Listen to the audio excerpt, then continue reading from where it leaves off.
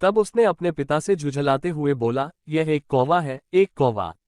थोड़ी देर बाद पिता ने फिर से अपने बेटे से चौथी बार पूछा, यह क्या है? इस बार बेटा अपने पिता पर चिल्लाया, आप मुझसे बार बार एक ही सवाल क्यों पूछते रहते हैं? हालांकि मैंने आपको कई बता चुका हूं कि यह एक कौवा है, क्या आप इसे समझ नहीं पा रहे हैं? थोड़ी देर बाद पिता अपने कमरे में गए और एक पुरानी डायरी लेकर वापस आए, जिसे उन्होंने अपने बेटे के जन्म के बाद से बनाए रखा था। एक पेज खोलने पर उन्होंने अपने बेटे को उस पेज को पढ़ने के लिए कहा।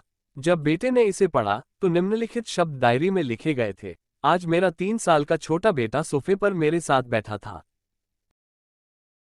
जब खिड़की पर एक कौवा बैठा था। मेरे बेटे ने मुझसे 23 बार पूछा कि यह क्या है, और मैंने उसे 23 बार जवाब दिया कि यह एक कौवा था। मैंने उसे हर बार प्यार से गले लगाया और उसने मुझसे 23 बार फिर से वही सवाल पूछा। मुझे इस बात से बिल्कुल भी चिढ़ नहीं हुई कि मैंने अपने मासूम बच्चे के लिए प्यार महसूस किया है। जबकि छोटे बच्चे ने उससे 23 बार पूछा, यह क्या है, पिता को 23 बार पूरे सवाल का जवाब देने में कोई जलन महसूस नहीं हुई, और आज जब पिता ने अपने बेटे से सिर्फ 4 बार यही सवाल पूछा, तो बेटे को चिढ़ और गुस्सा लगा।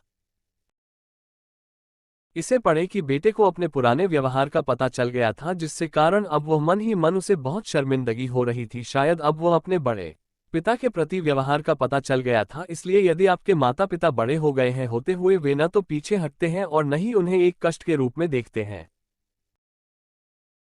बल्कि उनके साथ एक दयालु शब्द बोले, शांत, आज्ञाकारी, विनम्र और उनकी प्रति दयापूर्ण दया, अपने माता पिता के प्रति शंकास्पद रहें। आज इस बात को कहते हैं, मैं अपने माता पिता को हमेशा खुश देखना चाहता हूं। जब से मैं छोटा बच्चा था, उन्होंने मेरी देखभाल की। उन्होंने हमेशा मुझ पर अपने निस्वार्थ प्रेम की वर्षा की है। उन्होंने आज समाज में मुझे एक व्यक्ति के रूप में प्रस्तुत करने के लिए तूफान और गर्मी को देखे बिना सभी पर्वमाला और घाटियों को पार किया। भगवान से प्रार्थना करें, मैं अपने बड़े माता पिता की सर्वोत्तम तरीके से सेवा करूंगा।